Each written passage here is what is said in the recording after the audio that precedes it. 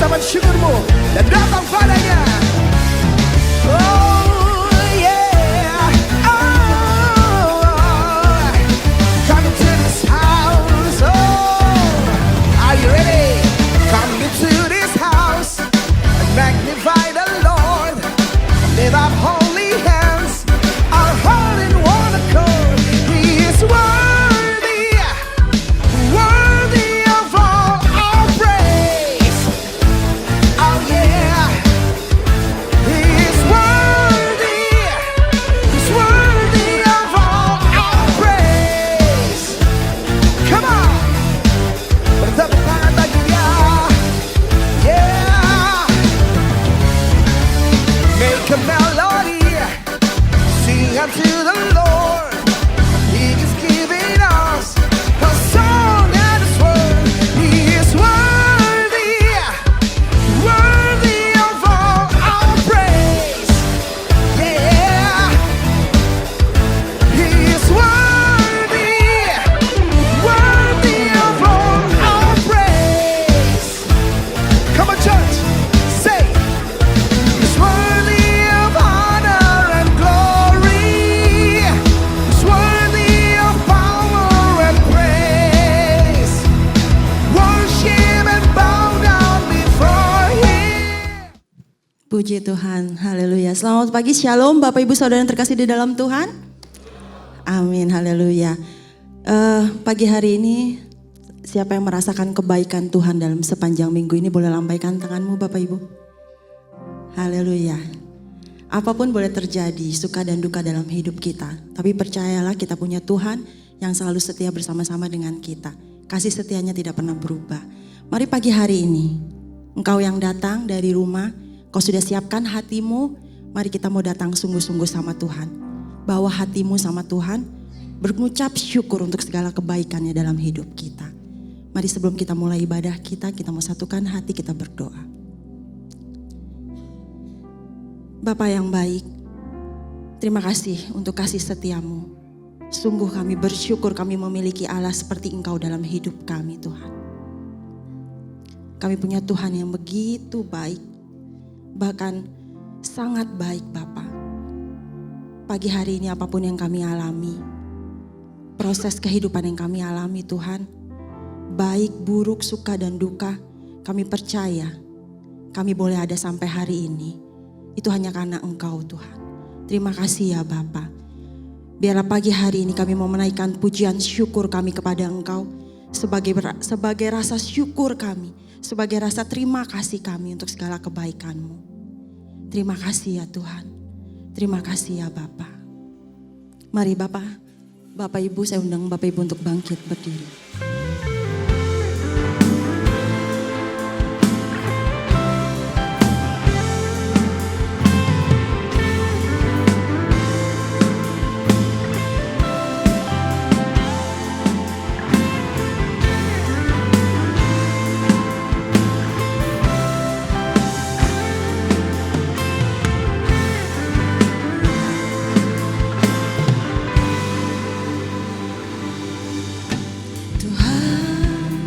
Sungguh ku bersyukur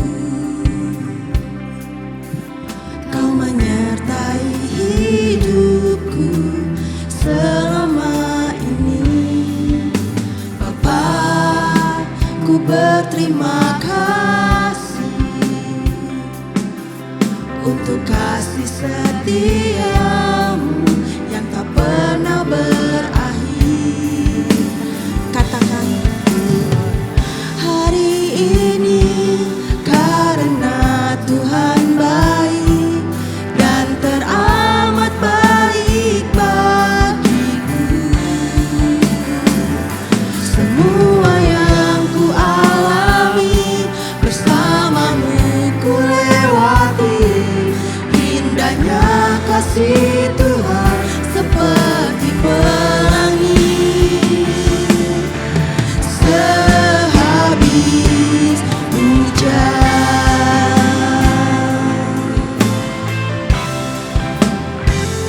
mari jemaat Tuhan nyanyikan pujian-Mu. Nyatakan syukur-Mu.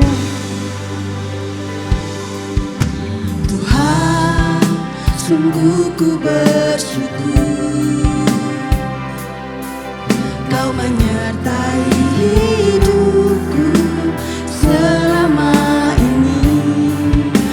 Bapa, ku berterima kasih untuk kasih setiamu yang tak pernah berakhir. Aku ada hari ini karena Tuhan baik dan teramat baik bagiku. Semua yang ku alami bersamamu ku lewati. Indahnya kasih Tuhan seperti pelangi. Yang merasakan kebaikan Tuhan, mari angkat suaramu dan nyanyikan pujian ini. Aku ada hari ini karena Tuhan baik dan teramat baik bagiku. Semua yang ku alami bersamamu ku lewati. Indahnya kasih Tuhan seperti pelangi. Sehabis hujan,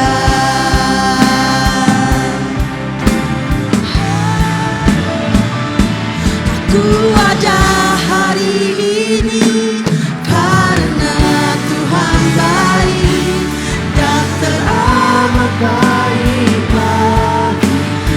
Terima kasih ya Bapa. Semua yang ku alami, apapun yang kami alami, bersamamu kami mau melewatinya Tuhan. Kasih Tuhan seperti pelangi. Indahnya kasih Tuhan seperti pelangi. Indahnya kasih Tuhan seperti pelangi. Sehabis hujan,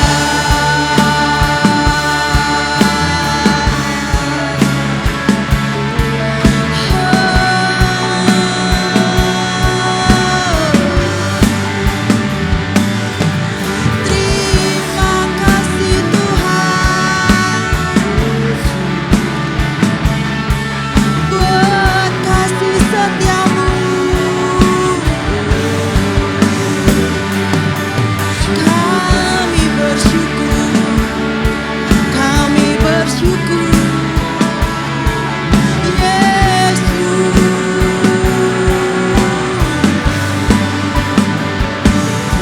Terima kasih Tuhan,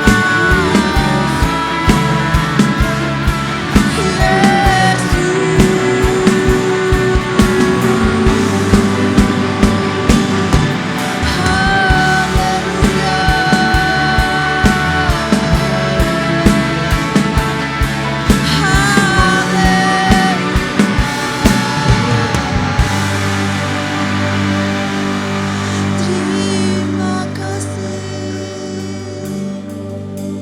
Sungguh kami bersyukur Bapa.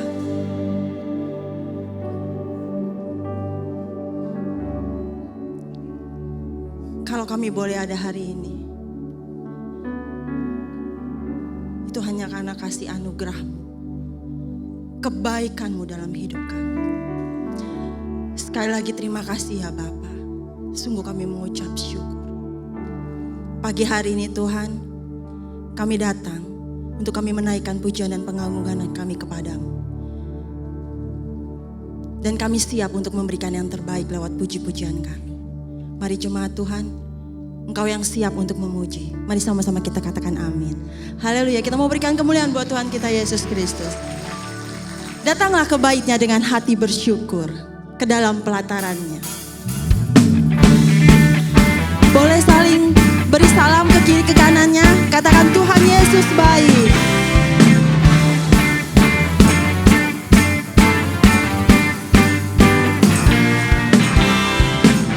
Datanglah ke baitnya dengan hati bersyukur.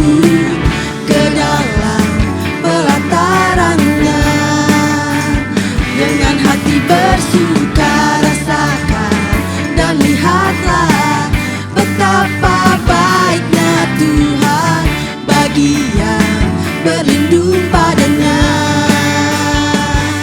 Akan bersorak-sorak, akan bersorak-sorak.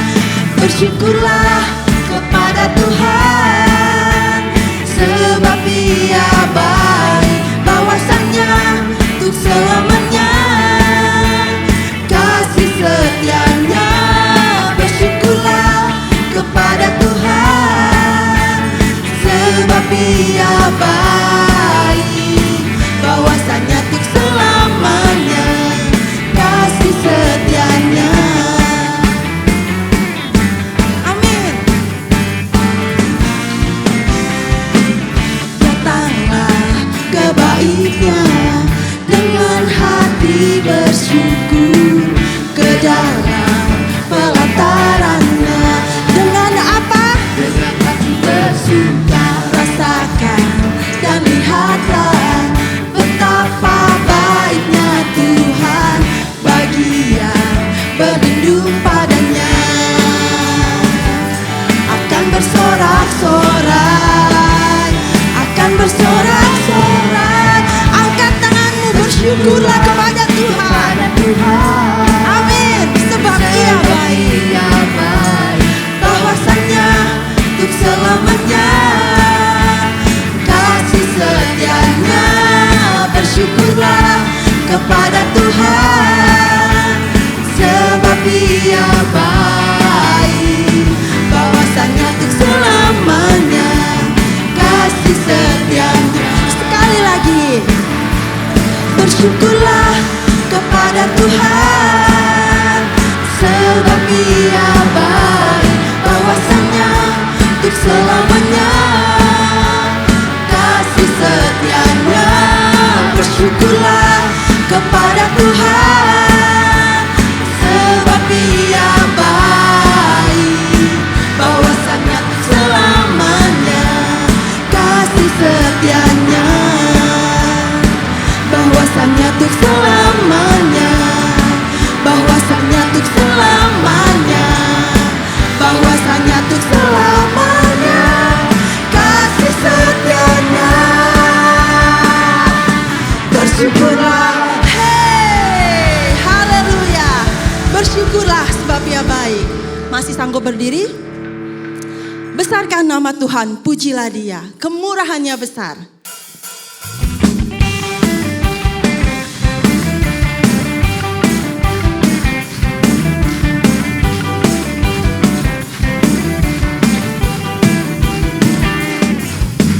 Besarkan nama Tuhan, pujilah Dia, kemurahannya besar, tiada terkira. Aku tak dapat balas betapa besar kasih-Nya. Oh, besarkanlah namanya. Sekali lagi, besarkan nama Tuhan, pujilah Dia, kemurahannya besar, tiada terkira. Aku tak dapat balas betapa besar kasih-Nya. Oh, besarkanlah namanya.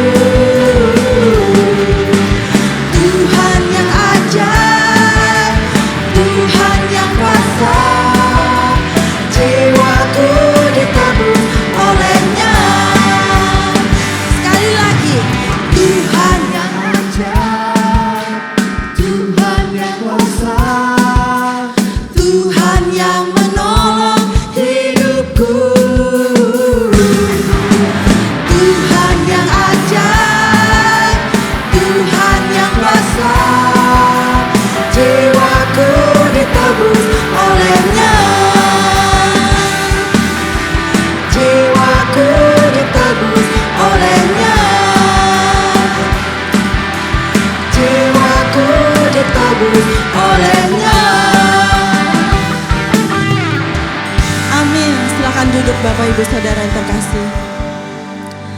Terima kasih ya Tuhan. Terima kasih untuk kasih setiamu dalam hidup kami Tuhan. Engkau sudah menebus kami. Kau menyucikan kami ya Bapa. Kau mau berkorban bagi setiap kami Tuhan. Biar kami boleh mengingat akan kasih-Mu dalam hidup kami.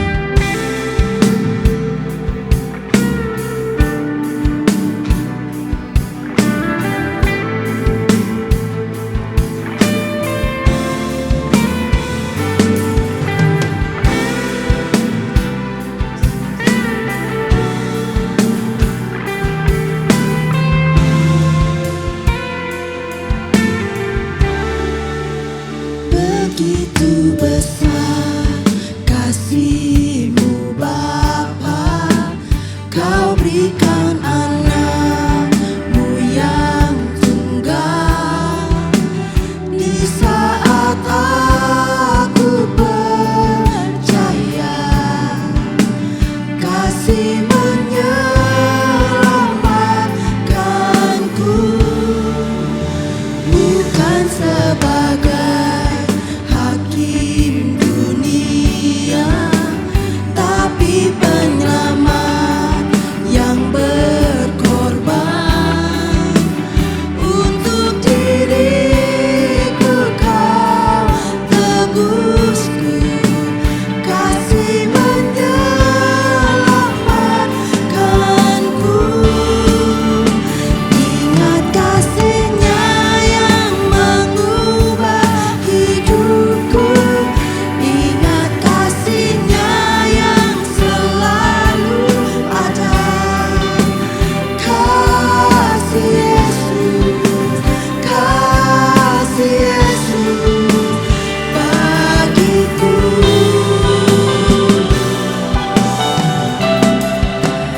Ingat pilu-Nya yang sembuhkan lukaku. Ingat salib-Nya yang menebus aku. Kasih Yesus, kasih Yesus bagiku.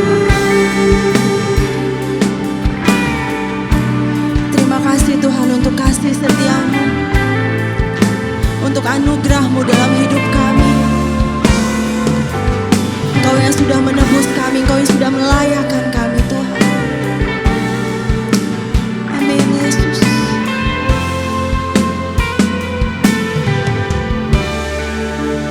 Begitu besar kasih-Mu Bapa, Kau berikan anak-Mu yang tunggal. Di saat aku percaya kasih menyelamatkanku, bukan sebagai hakim dunia, tapi penyelamat yang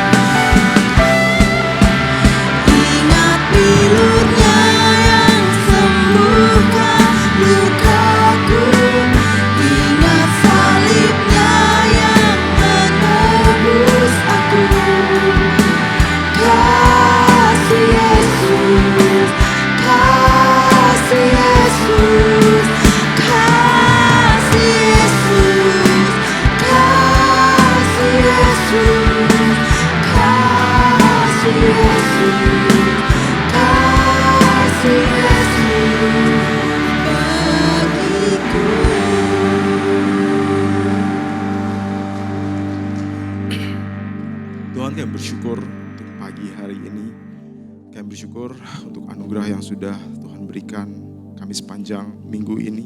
Dan kalau pada saat sekarang ini kami akan mendengarkan perkataan firman Tuhan, Tuhan Kau mau jamaah hamba-Mu yang akan menyampaikan firman, setiap perkataan yang keluar dari mulut hamba-Mu ini kiranya berasal daripada hati Tuhan, dan sembunyikan hamba-Mu di bawah salib Kristus dan mampukan hamba-Mu untuk berkata-kata. Dan kami akan mulai pemberitaan firman ini hanya dalam satu nama Tuhan Yesus Allah dan Juru Selamat kami yang hidup, kami berdoa. Amin. Silakan duduk, saudara-saudara yang terkasih.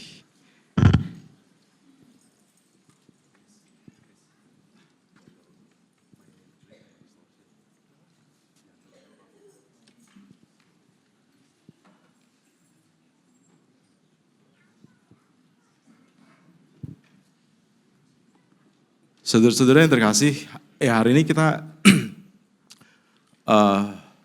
bulan lalu kita membahas soal metamorfosis gitu ya, perubahan yang harus kita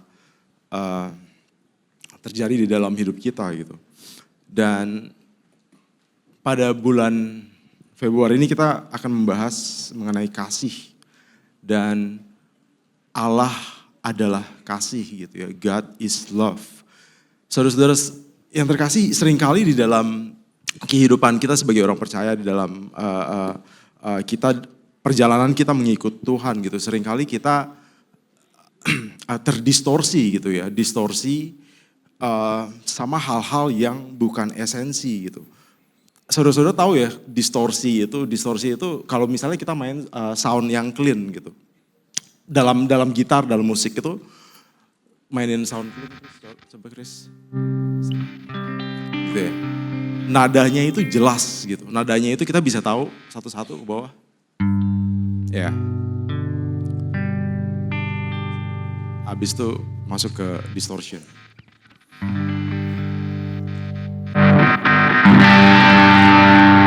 Nadanya jadi agak nggak jelas sedikit gitu ya, Bapak-Ibu yang terkasih ya. Jadi distorsi di dalam kehidupan kita sebagai orang percaya juga bisa dapat terjadi, Bapak Ibu yang terkasih. Thank you Chris. Distorsi itu ya aslinya itu kalau di dalam musik gitu itu ditemuin dari ampli rusak gitu. Jadi ampli yang harusnya suaranya clean, tapi waktu mereka mainin di rekaman amplinya rusak, jadi suaranya nggak jelas gitu. Tapi ternyata orang-orang musik pada zaman itu ngelihat, oh ini bagus juga ya. Akhirnya mereka bikin efek distorsi itu gitu. Tetapi dalam menyampaikan suatu pesan atau khususnya juga di dalam kita sebagai orang percaya, kita harus dapat melihat apa yang menjadi esensi di dalam kekristenan. Dan seringkali esensi itu terganggu gitu, terdistorsi. Pesan yang aslinya, nada aslinya yang jelas itu terdistorsi gitu di dalam kita, di dalam gereja gitu. Mungkin ya, seringkali kita pada saat kita melihat kekristenan, kita melihat salib, kita melihat itu sebagai suatu sarana untuk mencapai berkat yang melimpah di dalam kehidupan kita. Enggak salah juga, karena Tuhan bilang maksudnya pada saat kita mencari kerajaan Allah dan kebenarannya, Tuhan akan menambahkan, mencukupi kebutuhan kita. Dan seringkali pada saat kita mencari Tuhan di gereja, kita seringkali terdistorsi dengan mujizat-mujizat yang seringkali kita harapkan gitu. Mujizat nggak salah juga, karena Tuhan tetap melakukan mujizatnya di dalam pelayanan, bahkan sampai sekarang Tuhan masih melakukan mujizat gitu ya saudara-saudara. Tetapi harusnya kita dapat melihat kekristenan pada saat kita melihat salib, kita harus dapat melihat itu tanpa distorsi. Kita harus melihat pesan Tuhan itu dengan jelas, Bapak Ibu yang terkasih. Seringkali kita ke gereja datang juga karena kita gerejanya ada lampu, ada asap gitu ya, pertunjukan yang hebat di gereja-gereja sekarang, musik yang begitu baik dimainkan, seringkali kita terdistorsi dengan tanda kutip mungkin pertunjukan gitu, atau lagu-lagu konser yang sebetulnya bagus gitu, tapi seringkali orang bisa bisa terdistorsi apa yang menjadi pesan daripada kekristenan. Pada saat kita melihat salib, mungkin Bapak Ibu pernah melihat lambang ini gitu ya. Salib sama dengan hati gitu atau kasih. Bapak Ibu yang terkasih, pada saat kita melihat kekristenan, pada saat kita melihat salib, lambang ini betul gitu ya. Pengorbanan Kristus adalah merupakan tanda kasihnya Tuhan kepada kita. Tetapi enggak betul-betul lengkap sebetulnya gambar ini ya. Kenapa? Karena pada saat kita melihat salib, pada saat kita melihat pengorbanan Kristus, pada saat kita melihat kekristenan, harusnya kita melihat manusia yang berdosa itu terpisah dari Allah yang suci, yang kudus. Dan di situ dosa memisahkan manusia dengan Tuhan, dan Allah yang adil itu sebetulnya harus menghukum setiap manusia yang berdosa. Upah dosa adalah maut. Jadi pada saat kita melihat salib, pada saat kita melihat kekristenan, harusnya kita bisa melihat Allah yang adil, yang seharusnya menghukum setiap manusia yang berdosa. Tetapi di saat yang bersamaan, Allah juga adalah Allah yang kasih. Allah adalah kasih. Jadi seharusnya manusia berdosa mati. Seharusnya mati karena Tuhan adalah Tuhan yang adil dan Tuhan yang adil akan menghukum setiap pelanggaran. Tetapi di saat yang bersamaan Tuhan adalah kasih. Karena itu, karena begitu besar kasih Allah akan dunia ini, maka Dia mengaruniakan anaknya yang tunggal. Supaya setiap orang yang percaya beroleh selamat, saudara-saudara. Jadi pada saat kita melihat salib, pada saat kita melihat kekristenan, kita harus melihat keadilan Allah. Allah yang suci bertemu dengan Allah yang kasih. Kita yang seharusnya mati terpisah kepada sumber kehidupan Tuhan gitu ya. Kita kembali dipersatukan oleh karya pengorbanan Yesus Kristus di kayu salib. Kenapa? Karena Dia mengasihi kita. Jadi salib itu adalah di mana karakter Tuhan bertemu. Allah yang adil bertemu dengan Allah yang juga kasih. Dan pada saat pagi hari ini kita akan membahas mengenai karakter Allah yang satu ini, kasih. Dan kita akan membaca satu bagian firman Tuhan dari 1 Yohanes 4 ayat 7-10 gitu ya. Saya akan bacakan 1 Yohanes 4 ayat 7-10. Saudara-saudaraku yang kekasih, marilah kita saling mengasihi sebab kasih itu berasal dari Allah. Dan setiap orang yang mengasihi lahir dari Allah dan mengenal Allah. Barang siapa tidak mengasihi, ia tidak mengenal Allah. Sebab Allah adalah kasih. Dalam hal inilah kasih dinyatakan di tengah-tengah kita, yaitu bahwa Allah telah mengutus anaknya yang tunggal ke dalam dunia supaya kita hidup olehnya. Inilah kasih itu, bukan kita yang telah mengasihi Allah, tetapi Allah yang telah mengasihi kita dan yang telah mengutus anaknya sebagai pendamaian bagi dosa-dosa kita. Perhatikan di ayat 9, saudara-saudara. Dalam hal inilah kasih Allah dinyatakan, bahwa Allah telah mengutus anaknya yang tunggal ke dalam dunia. Jadi tadi Allah yang adil bertemu dengan Allah yang kasih dan dinyatakan oleh apa? Oleh karya salib Tuhan. Di Roma 3 ayat 25 juga dikatakan gitu ya, Kristus Yesus telah ditentukan Allah menjadi alat pendamaian di dalam darahnya, dan hal itu dibuat untuk menunjukkan apa? Keadilan Tuhan. Jadi salib kekristenan itu adalah di mana Allah yang adil bertemu dengan Allah yang kasih. Jadi seharusnya dosa kita, manusia yang berdosa, menuju kebinasaan, tetapi Tuhan menggantikannya itu di atas kayu salib. Dan itu menunjukkan keadilan Tuhan dan juga kasih dari Tuhan kita. Nah Bapak Ibu yang terkasih, kalau kita berbicara soal kasih gitu ya, ini di Alkitab Perjanjian Baru itu ditulis dengan bahasa Yunani. Nah ini mungkin sebagian dari kita udah banyak yang tahu gitu ya, cuman gak apa-apa mungkin ada yang belum tahu, saya ulang lagi. Bahasa Yunani pada saat kita bilang kasih gitu ya. Kalau kita ngomong kasih ya udah, cinta kasih gitu ya udah, satu aja gitu. Saya mengasihi, saya cinta sama papa saya cinta sama Siska gitu. Tapi cintanya jenisnya sama atau beda kira-kira Bapak Ibu yang terkasih? Beda ya, beda. Saya cinta sama papa saya nggak mungkin sama seperti saya mencintai istri saya gitu. Nah kalau di dalam bahasa Yunani, bahasa asli Alkitab Perjanjian Baru, ada beberapa bahasa, ada beberapa kata yang digunakan untuk menyebut kasih gitu. Yang pertama adalah storge.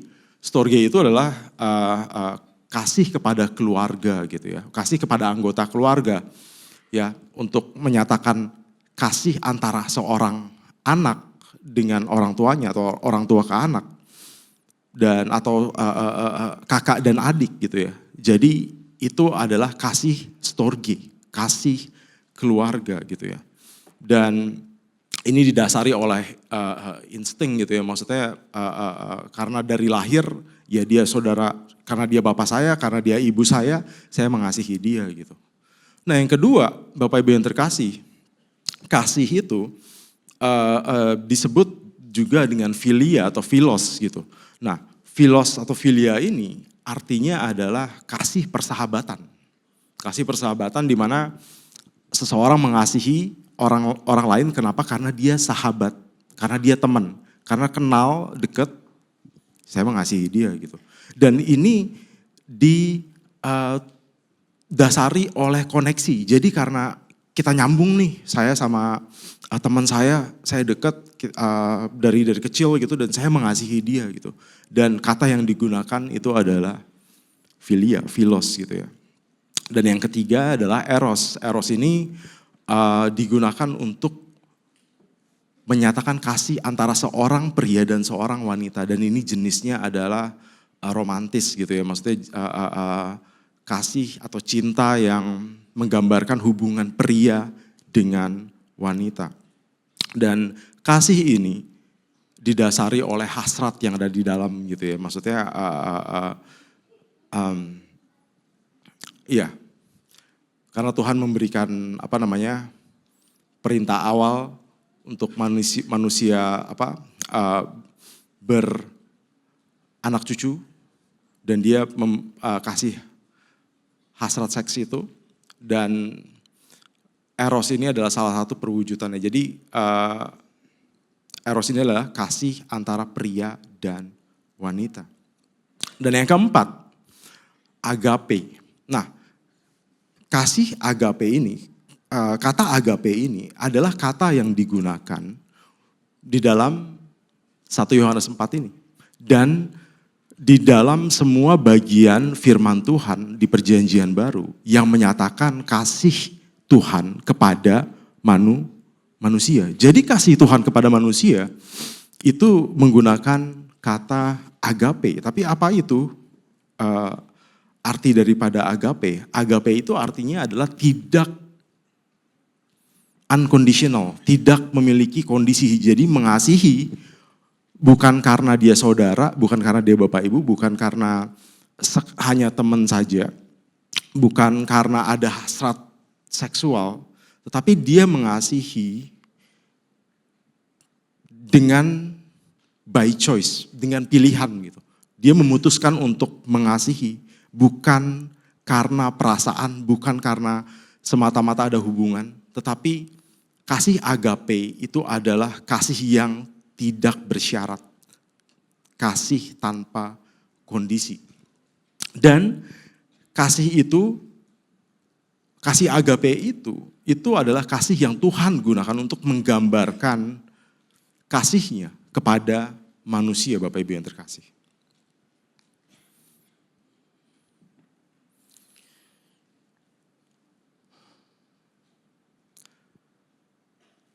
Dan apa kasih agape itu? Di 1 Korintus 13 dikatakan seperti ini. Kasih itu sabar.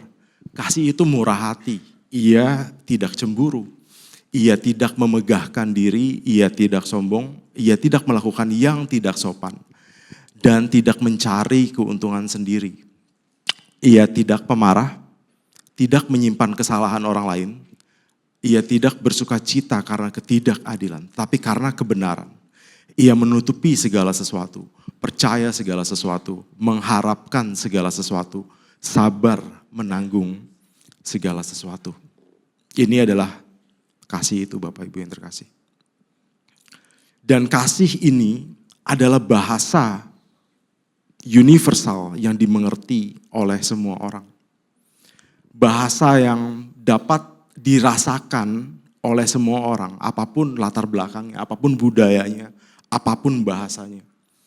Kasih ini adalah bahasa yang dapat dimengerti oleh semua orang. Ada beberapa bahasa universal gitu ya, kayak olahraga gitu. Walaupun lu beda negara gitu.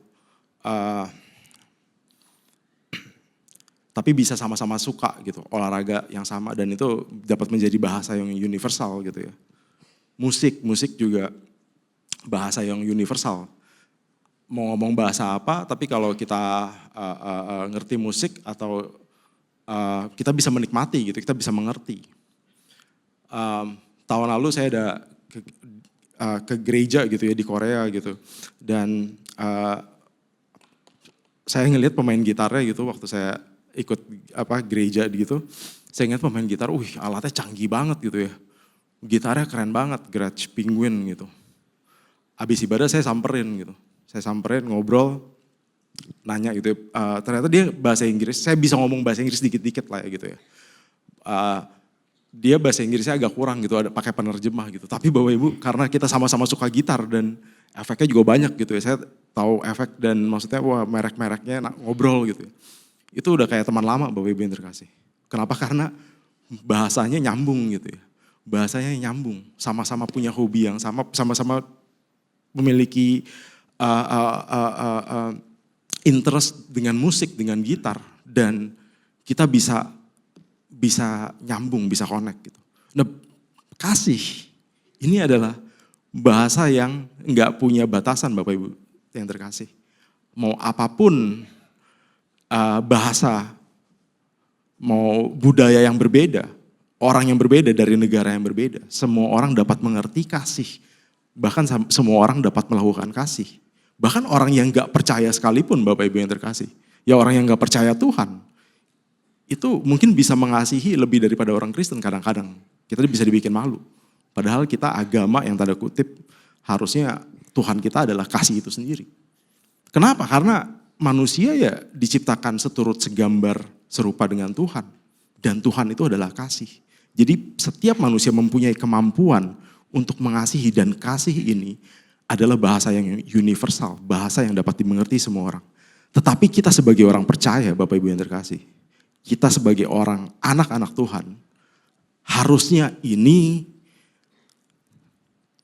adalah bahasa yang harus kita bisa bicarakan dengan lancar, dengan jelas pada saat orang ngelihat gitu ya. Oh, dia orangnya penuh dengan kasih. Harusnya ini jadi trademarknya kita Bapak Ibu yang terkasih. Kasih agape itu harusnya menjadi ciri-ciri kita. Harusnya menjadi bahasa kita yang fasih kita bicarakan. Sabar, murah hati, tidak cemburu, tidak memegahkan diri, tidak sombong, tidak melakukan yang tidak sopan, tidak mencari keuntungan diri sendiri, tidak pemarah, tidak menyimpan kesalahan orang lain, tidak bersuka cita karena ketidakadilan. Itu harusnya menjadi ciri-ciri kita sebagai orang percaya. Dan yang menarik Bapak Ibu yang terkasih gitu ya. Di dalam Alkitab, para penulis Alkitab itu menggambarkan kasih Tuhan dengan beberapa ilustrasi gitu ya. Beberapa ilustrasi. Jadi salah satunya adalah ya Daud mengatakan gitu di Mazmur 103, Kasih Tuhan itu seperti Bapa sayang kepada anak-anaknya. Demikian Tuhan sayang kepada orang-orang yang takut akan Dia. Jadi Tuhan digambarkan sebagai seorang Bapa yang sayang kepada anak-anaknya. Tuhan Yesus sendiri juga memberi perumpamaan Bapa dan anak gitu ya, dalam perumpamaan anak yang hilang gitu. Dan juga para penulis Alkitab menggambarkan hubungan Tuhan dengan manusia itu seperti hubungan pria dan wanita, suami istri. Ya, di Efesus Paulus bilang suami adalah kepala istri sama seperti Kristus adalah kepala jemaat. Ya, Yohanes Pembaptis bilang waktu Tuhan Yesus ya di Yohanes 3 dia bilang ini mempelai pria yang datang, gue cuman sahabatnya, dia bilang kayak gitu. Dan Tuhan Yesus sendiri memberi perumpamaan tentang gadis-gadis yang bijaksana dan gadis-gadis yang bodoh. Dan kalau dia sendiri adalah mempelai pria. Tetapi dalam realitanya Bapak Ibu yang terkasih, mungkin kita di dalam hidup gitu ya, kita mengalami gambaran kasih yang tidak sempurna gitu. Kenapa? Karena mungkin di dalam hubungan kita dengan orang tua kita, itu mungkin hubungan yang gak baik. Dan seringkali kasih itu, gambaran kasih itu rusak karena perspektif kita, karena pandangan kita. Melalui pengalaman yang kita alami di dalam dunia ini. Begitu juga mungkin dengan hubungan suami dengan istri yang gak oke. Jadi gambaran kita mengenai kasih itu sebetulnya enggak akurat gitu. Tapi Kristus, tetapi Tuhan itu adalah Bapa yang sempurna. Dia adalah Tuhan yang sempurna dan kasih Dia adalah sempurna. Pada saat Mazmur Daud katakan seperti Bapa sayang kepada anak-anaknya. Ini adalah gambaran Bapa yang betul-betul sempurna. Bapa yang sempurna, yang memiliki kasih sempurna, yang mengasihi anak-anaknya. Begitu pula suami dan Kristus adalah kepala. Kristus adalah suami, Kristus adalah mempelai pria. Dia adalah mempelai pria yang sejati, yang memiliki kasih yang sempurna kepada jemaatnya. Dan digambarkan di Yohanes 15, Yesus adalah sahabat kita. Tidak ada kasih yang lebih besar daripada kasih seorang yang memberikan nyawanya untuk sahabat-sahabatnya.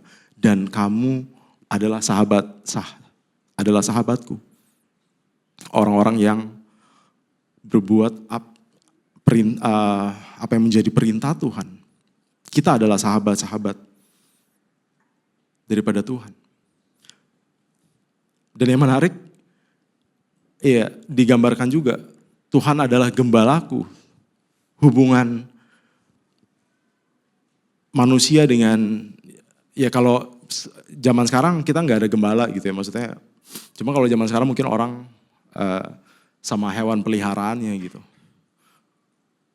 Di Amsal juga dibilang gitu kan, maksudnya orang benar itu melihara hidup hewan peliharaan ya kalau nggak salah di Amsal 12 kalau nggak salah. Jadi Tuhan adalah gembala, takkan kekurangan aku.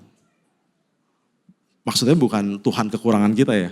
Aku nggak akan kekurangan apa-apa karena Tuhan adalah gembalaku gitu maksudnya Bapak Ibu yang terkasih. Tuhan digambarkan sebagai gembala yang baik. Gembala yang menuntun domba-dombanya ke air yang tenang, memberi makan padang rumput yang hijau.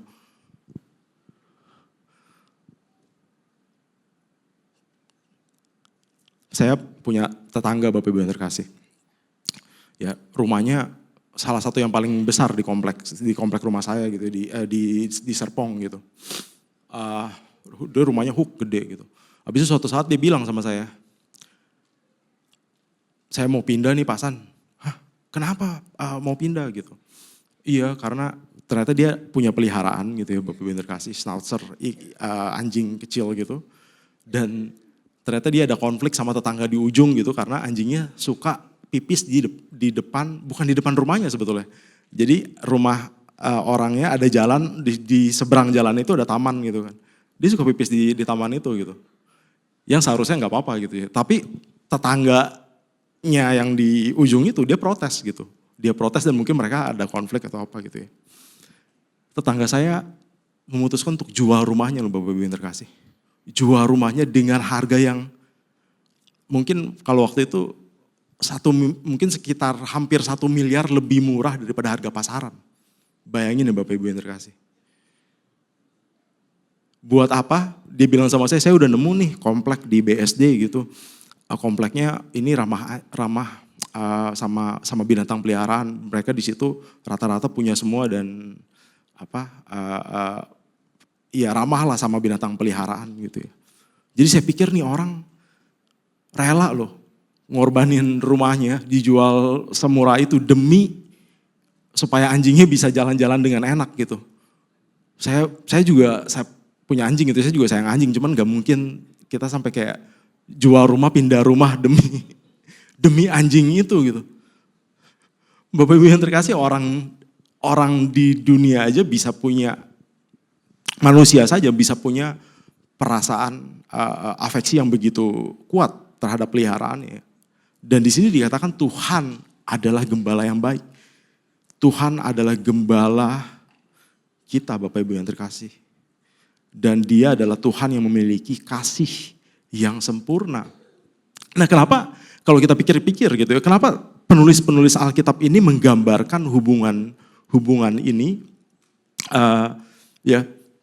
seperti bapak kepada anak-anaknya, suami dengan istri gitu ya, sahabat dan juga gembala dengan domba gitu.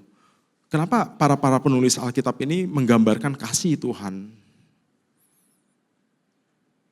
melalui hubungan-hubungan yang ada Bapak Ibu yang terkasih? Karena sebetulnya Tuhan itu adalah pribadi Bapak Ibu yang terkasih. Tuhan itu adalah pribadi yang menginginkan hubungan dengan ciptaannya. Dia menginginkan hubungan dengan ciptaannya. Dan dia ingin kita untuk mengasihi. Tuhan ingin kita untuk mengasihi Tuhan dan ingin kita juga untuk mengasihi sesama kita. Dan itu bukanlah suatu saran atau suatu hal yang mungkin harus kita lakukan atau enggak gitu ya. Tetapi kita mengasihi Tuhan dan mengasihi sesama itu adalah sebuah perintah. Jadi seringkali Bapak Ibu yang terkasih, kasih kita itu sifatnya situasional gitu ya. Tergantung mood, tergantung suasana hati, tergantung keadaan, tergantung bagaimana respon orang itu sama kita. Kalau dia baik ya baru gue baik lah.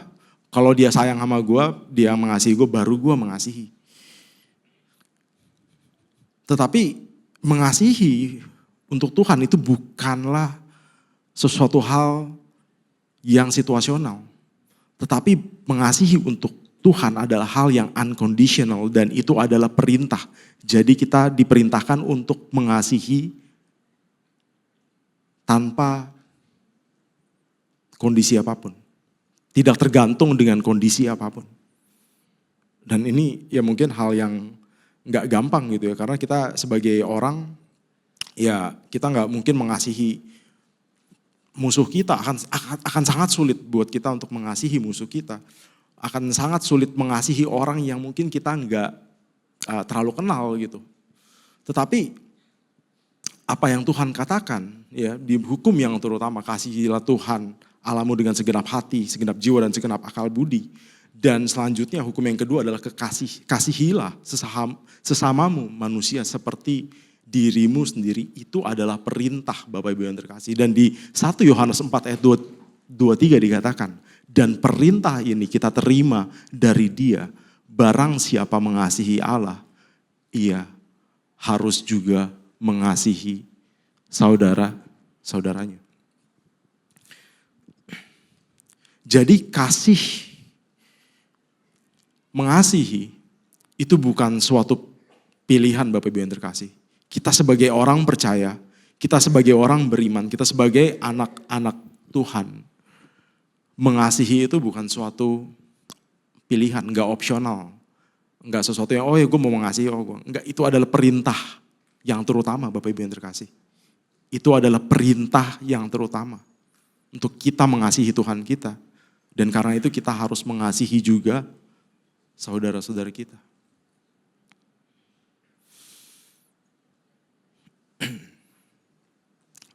Ini dulu saya pernah kasih tahu juga, ini Auschwitz. Auschwitz itu adalah camp konsentrasi gitu ya Bapak Ibu yang terkasih. Di Polandia.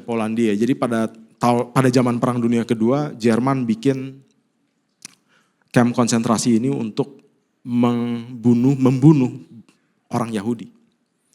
Dan pembunuhan itu dibikin secara sistematis gitu ya.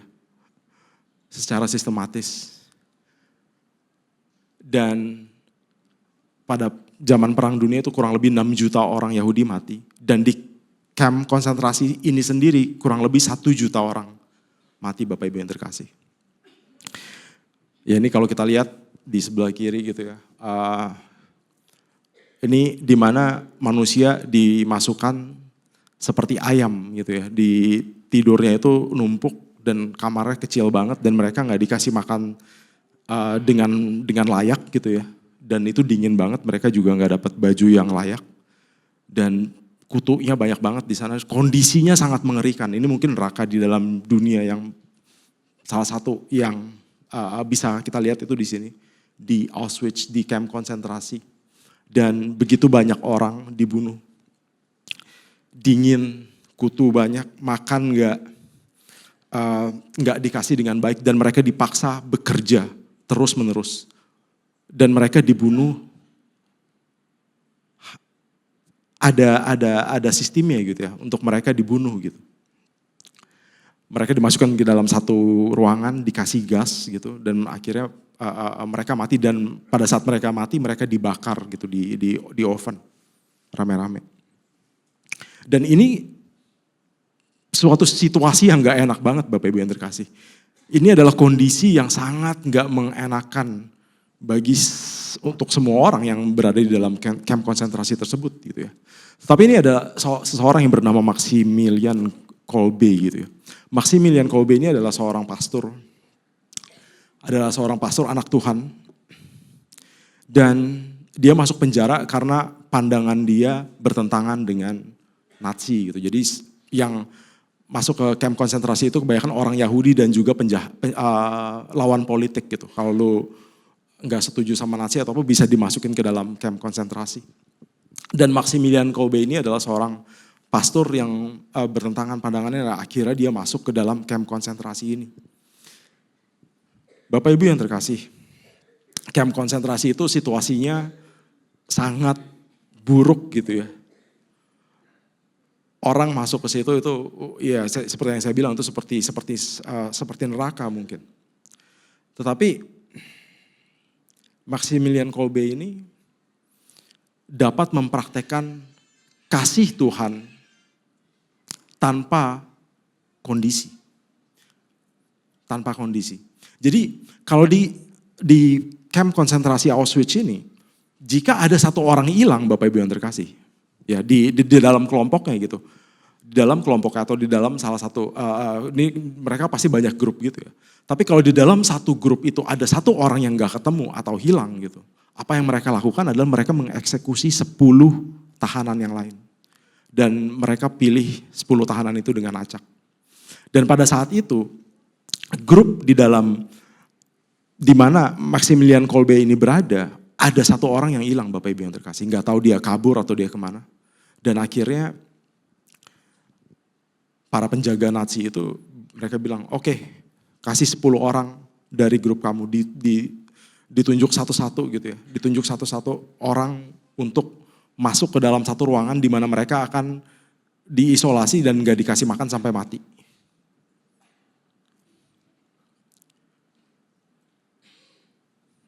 Dan pada saat penjaga Nazi itu sampai ke orang yang ke-10, orang yang ke-10 ini bilang, tolong aku masih punya istri, aku masih punya anak, aku masih mau hidup.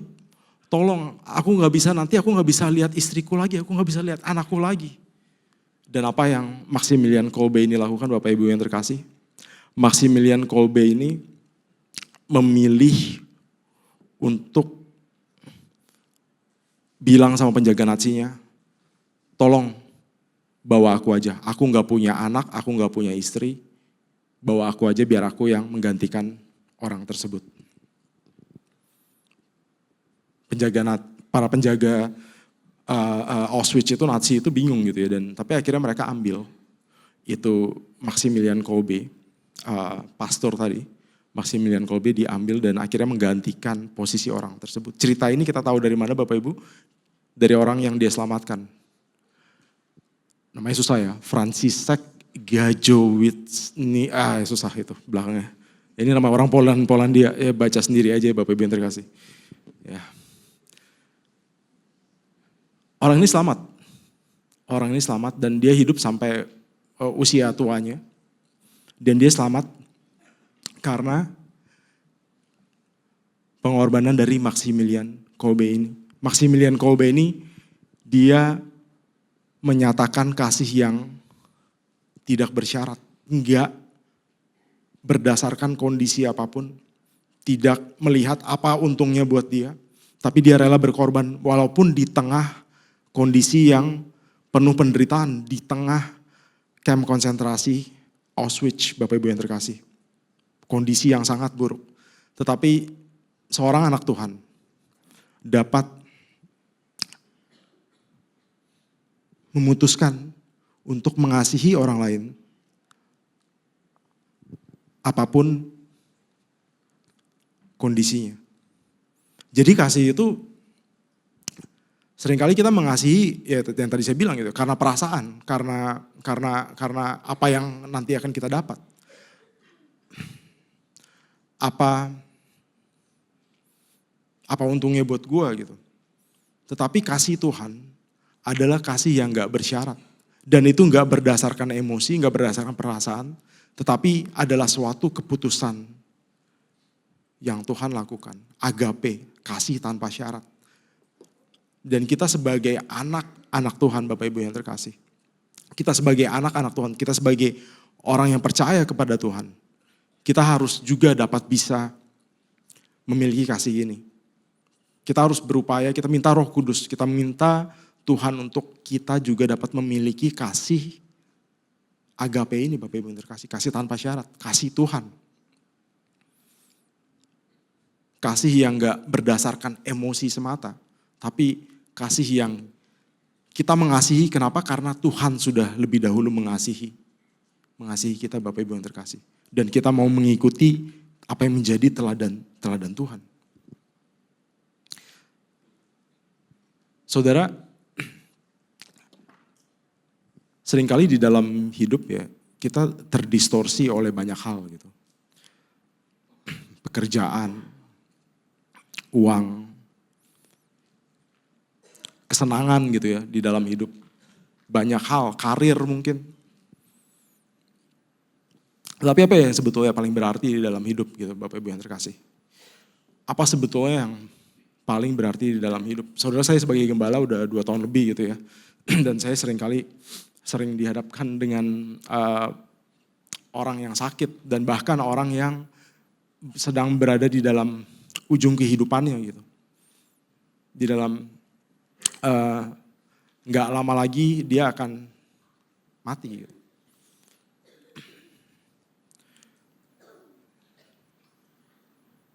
Dan apa yang saya lihat Bapak Ibu yang terkasih, orang yang berada di dalam ujung kehidupan itu, mereka nggak lagi itu nanya harga saham lagi naik apa turun gitu ya, atau tender bisnisnya gimana gitu, tembus gak nih tendernya.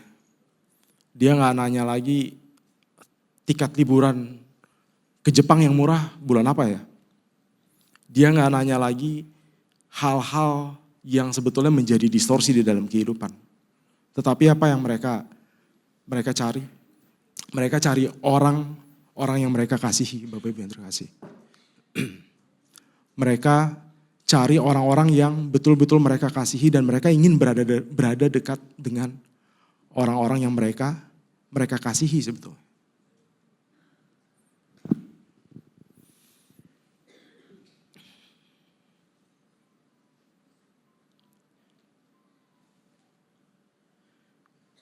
Dan mungkin itu adalah salah satu hal yang paling berarti di dalam hidup Bapak Ibu yang terkasih. Kasih. Pada saat kita merasakan kasih dari orang lain dan kita ingin mengasihi orang itu kembali. Kasih itu mungkin adalah salah satu hal yang paling berarti. Paulus juga bilang itu. Pada akhirnya tinggal iman, pengharapan, dan kasih, dan yang paling besar diantaranya itu adalah kasih. Dan Tuhan itu adalah kasih sendiri Bapak Ibu yang terkasih. Tuhan itu adalah kasih itu sendiri. Dan Tuhan sudah mengasihi kita. Bahkan pada saat kita masih berdosa. Dan pertanyaannya untuk kita, apakah kita juga mengasihi Tuhan? Sudahkah kita mengasihi Tuhan? Kita gak sanggup Bapak Ibu mengasihi Tuhan dan mengasihi sesama kita dengan kekuatan diri kita sendiri. Kita butuh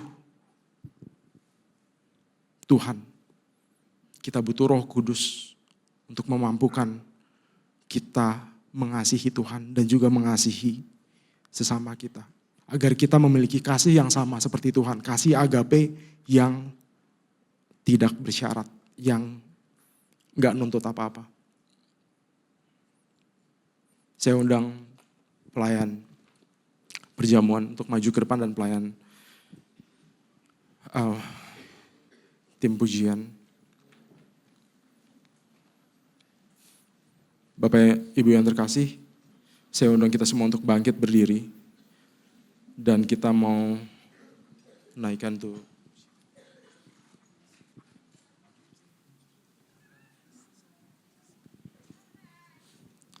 Kita mau naikkan tuh pujian, betapa besar kasih pada kita.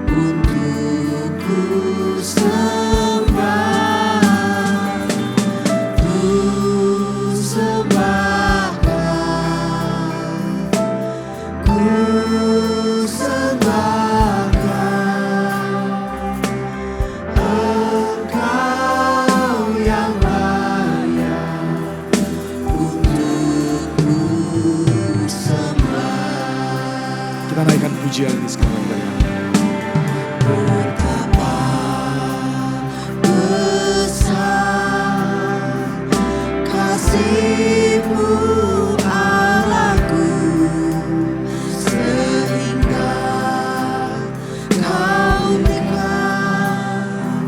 Yesus padaku,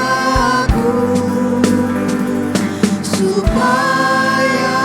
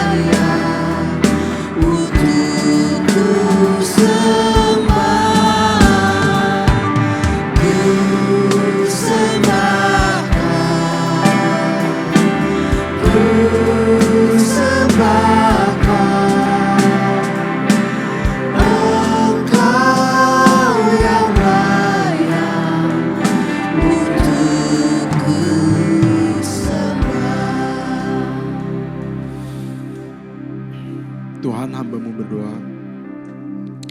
Tuhan, kami bersyukur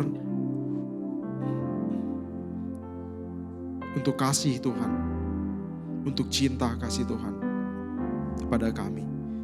Dan mampukan kami dalam kehidupan kami untuk kami selalu mengingat kebaikan Tuhan. Kami mengingat keadilan Allah, di mana kami adalah orang-orang berdosa yang harusnya mati. Tetapi Engkau adalah Allah yang adalah kasih itu sendiri. Dan Kau menyatakan kasih Tuhan melalui pengorbanan Tuhan. Dan Tuhan, pada saat pagi hari ini kami akan mengingat pengorbanan Tuhan. Kiranya turunlah berkat atas roti dan anggur yang akan kami makan dan minum. Pada saat kami makan dan minum roti dan anggur ini, kami menerima berkat yang sejati daripada Tuhan. Jemaat, saya persilakan duduk, roti dan anggur silakan dibagikan dan kita mau kembali menaikkan ini pujian.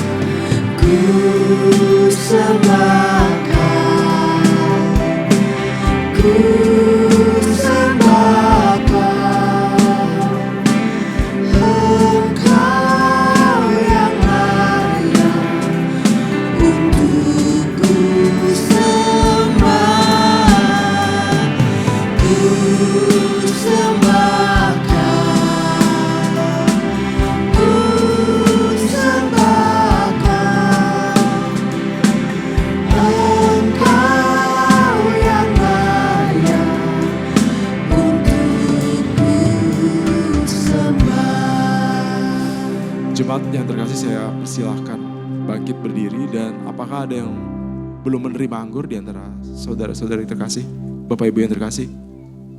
Kalau ada yang belum, boleh angkat tangan. Oke, sudah semua. Mari kita mau mendengarkan pembacaan firman Tuhan dan kita mau mengangkat roti dengan tangan kanan kita. Sebab apa yang telah kuteruskan kepadamu telah aku terima dari Tuhan. Yaitu bahwa Tuhan Yesus pada malam waktu ia diserahkan mengambil roti dan sesudah itu ia mengucap syukur atasnya. Ia memecah-mecahkannya dan berkata, inilah tubuhku yang diserahkan bagi kamu. Perbuatlah ini menjadi peringatan akan aku. Kita makan roti ini dalam nama Tuhan.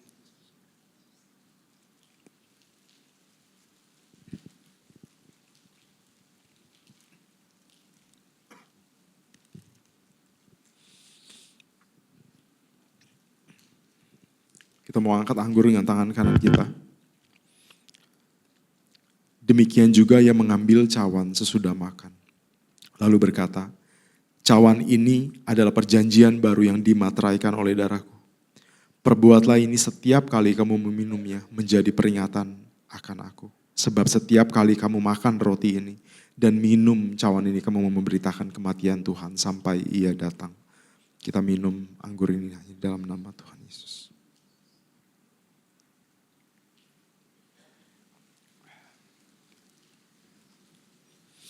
Terima kasih Tuhan, terima kasih. Kami bersyukur untuk kebaikan Tuhan, kami bersyukur untuk kasih Tuhan, kami bersyukur untuk anugerah yang Tuhan sudah berikan. Terima kasih Tuhan. Tuhan, pada saat pagi hari ini, kami telah mengingat kasih Tuhan, kami telah mengingat kebaikan Tuhan di dalam kehidupan kami. Dan kiranya kami dapat menjalani hidup kami dengan kesadaran akan kasih Tuhan yang sudah tercurah di atas kayu salib, yang sudah menebus setiap pelanggaran kami dan mampukan kami untuk kami dapat hidup sesuai dengan kehendak Tuhan di dalam setiap kehidupan kami. Terima kasih Tuhan, kami bersyukur. Hanya dalam nama Tuhan Yesus kami berdoa. Amin.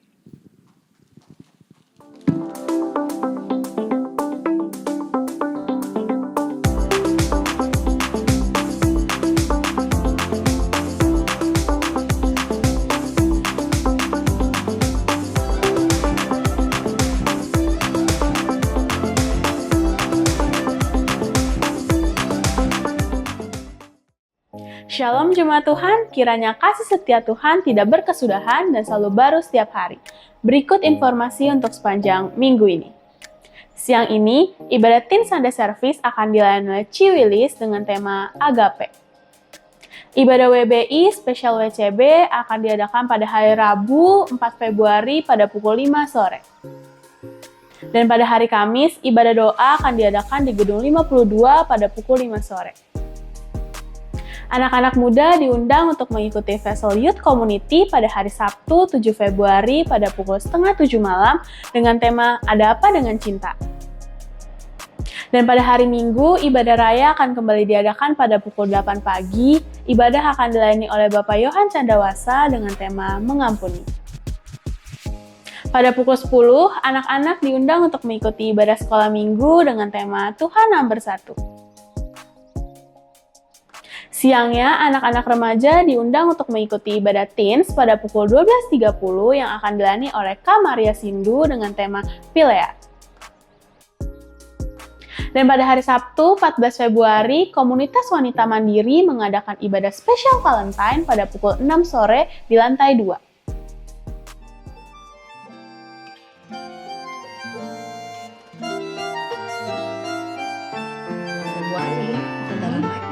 Betul. Halo ibu-ibu. Halo Ibu Ami. Hai Bu Ami. Kelihatannya serius amat nih. Lagi pada ngapain nih? Iya nih, kita lagi bahas ibadah Qawari. Kan sebentar lagi kita mau ibadah Bu Ami. Oh iya. Hari Sabtu, tanggal 14 Februari. Kita mau ajak ibu-ibu Qawari. Karena ini momennya spesial loh. Bertepatan dengan hari Valentine. Valentine. Betul. Iya, asik dong. Iya, kita punya tema kasih yang tulus. Iya Bu Ami bener, bukan cuma asik, pastinya seru ya, seru banget. Makanya kita ajak ibu-ibu Qawari untuk datang ibadah Qawari perdana di tahun ini. Hari Sabtu tanggal 14 Februari jam 6 sore. Nah, untuk ibu-ibu yang nanti datang, jangan lupa ya untuk pakai kaos ini, ya. Iya betul. Jadi kita punya seragamnya nih, Iya, semua ya. udah Jadi punya semuanya kan, ya? pasti, Semua semuanya sih udah udah punya. punya harusnya ya. Jadi biar ini semuanya kompak kita pakai kaos ini, ya. Betul. Nah, ibu-ibu jangan lupa untuk datang di ibadah Qawari tanggal 14 Februari jam 6 sore. Tuhan Yesus memberkati. Berikut informasi untuk sepanjang bulan ini. Tuhan menyertai kita sekalian. Happy Sunday! Haleluya. Beri kemuliaan dulu Tuhan buat Tuhan Yesus Kristus. Amin. Yang diberkati oleh firman Tuhan boleh lambaikan tangannya. Haleluya. Saya juga merasa diberkati oleh firman Tuhan pada saat pagi hari ini. Dan saya mewakili jemaat di tempat ini mengucapkan terima kasih kepada Bapak Sandi dan juga kepada seluruh pelayan perjamuan kudus. Tuhan Yesus memberkati pelayanannya. Selanjutnya ada yang baru pertama kali hadir beribadah di tempat ini. Saya menyambut bagi Bapak Ibu Saudara yang mungkin baru pertama kali hadir beribadah di tempat ini. Dan saya juga mengucapkan selamat datang, biar kiranya kita mau sama-sama beribadah di GBI Jelambar Timur setiap hari Minggu pukul 8 pagi. Selanjutnya untuk komunitas Youth The Vessel akan mengadakan acara spesial Valentine pada tanggal 7 Februari jam 18.30 di lantai 2 dengan tema Ada Apa Dengan Cinta. Ada apa yo? Nah, anak-anak muda kalau ingin tahu datang ke ibadah Vessel Youth hari Sabtu 7 Februari jam 18.30. Anak muda mana boleh angkat tangannya? Mana nih anak muda? Malah Om Gina. Ya, ditunggu kedatangannya. Selanjutnya tadi sudah ada di video ibu-ibu dari komunitas wanita mandiri juga akan mengadakan acara spesial Valentine tanggal 14 Februari jam 6 sore. Jadi untuk ibu-ibu Kowari diundang untuk menghadiri acara Valentine ini. Dan bagi ibu-ibu yang sudah dikasih kaosnya nanti dipakai pada tanggal 14 Februari tersebut. Dan bagi ibu-ibu yang mungkin nggak ada atau nggak dapet, nggak apa-apa, tetap datang aja. Pakai aja baju pink, pokoknya Valentinan sama-sama gitu ya. Oke ibu-ibu? Oke, selanjutnya baptisan air sudah bisa diambil di sekretariat atau asyir dan bisa dikembalikan paling lambat tanggal 1 Februari. Dan bagi Bapak Ibu yang hari ini, paling lambat hari ini sudah diberikan kepada asyir ataupun kepada sekretariat. Selanjutnya ini untuk peneguhan pernikahan, jadi bagi Bapak Ibu yang sudah menikah tapi mungkin belum diberkati secara Kristen, bisa dan mau untuk diteguhkan pernikahannya, bisa melakukan pemberkatan nikah atau peneguhan nikah dan bisa mendaftar kepada Ibu Wilis. Oke, itu saja untuk pengumuman hari ini dan saat ini kita akan melakukan persembahan syukur kita. Mari kita mau siapkan persembahan syukur kita yang terbaik di hadapan Tuhan. Dan persembahan akan dilakukan 2 kali. Dan bagi Bapak Ibu yang mengikuti ibadah ini secara online, dapat memberikan persembahan melalui transfer pada rekening gereja atau scan barcode yang tertera di layar Bapak Ibu.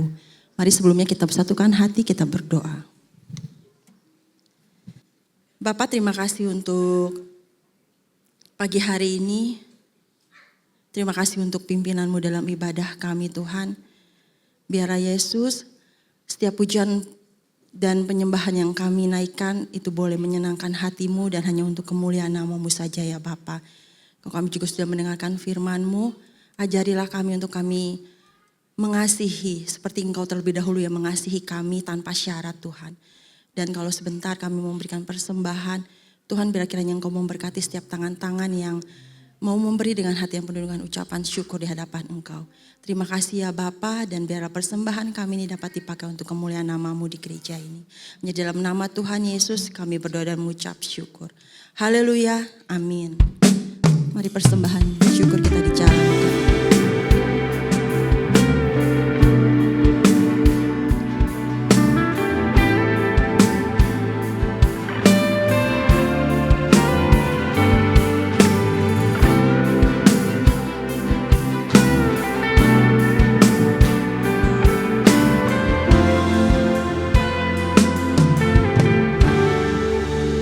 Begitu besar kasih-Mu Bapa, Kau berikan anak-Mu yang tunggal. Di saat aku percaya kasih banyak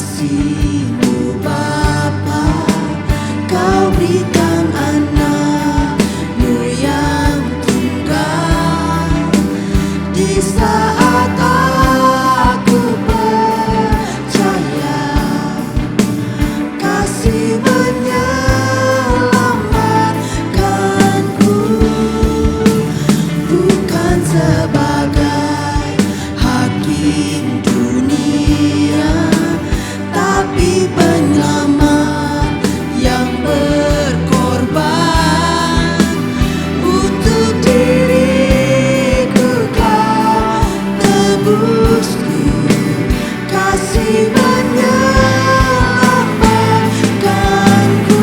Saya undang Bapak Ibu untuk bangkit berdiri.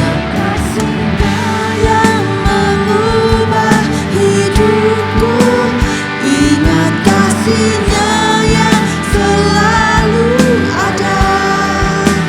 Kasih Yesus, kasih Yesus bagiku.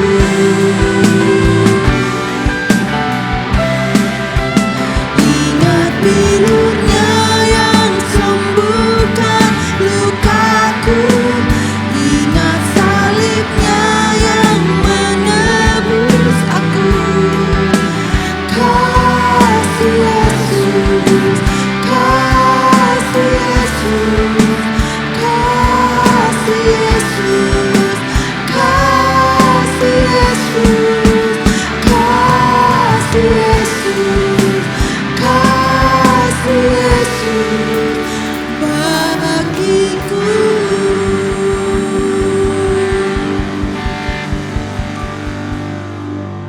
Tuhan, kami bersyukur untuk pagi hari ini, untuk anugerah yang sudah Tuhan beri. Kalau kami boleh datang menyembah, memuji Tuhan, dan kami boleh mendengarkan firman. Tuhan, kiranya apa yang kami lakukan, ibadah ini enggak berlalu dengan sia-sia, tapi boleh ada kebenaran firman Tuhan yang tertanam dan bertumbuh dan berbuah di dalam hati kami. Dan Tuhan, hamba berdoa untuk jemaat di tempat ini. Tuhan, apa yang menjadi usaha pekerjaan, Tuhan kiranya Tuhan mau memberkati, Tuhan mau mencukupi segala kebutuhan. Dan Tuhan, hamba berdoa untuk setiap jemaat-jemaat yang mengalami sakit, yang mengalami kelemahan fisik. Kau Yehova Rafa, Tuhan, hamba memohon kiranya Tuhan memberikan kesembuhan yang daripada Tuhan. Dan apa yang menjadi rencana Tuhan dalam kehidupan setiap jemaat-Mu di tempat ini menjadi nyata. Dan Tuhan, hamba berdoa khusus untuk keluarga daripada Bapak Budi Koakiat yang baru saja berpulang pada Bapa. Dan Tuhan, hamba berdoa kiranya Tuhan memberikan kekuatan untuk keluarga yang ditinggalkan, penghiburan daripada Roh Kudus, dan kiranya untuk setiap keluarga yang belum mengenal Tuhan, mereka boleh mengenal Tuhan dan menerima keselamatan. Jemaat yang terkasih, angkatlah tanganmu dan pulanglah dengan berkat damai sejahtera, kasih karunia, perlindungan, penghiburan daripada Allah Bapa, cinta kasihnya dengan Allah Anak, dan persekutuannya dengan Allah Roh Kudus menyertai kita semua dari pagi hari ini sampai Maranatha Tuhan Yesus datang yang kedua kali.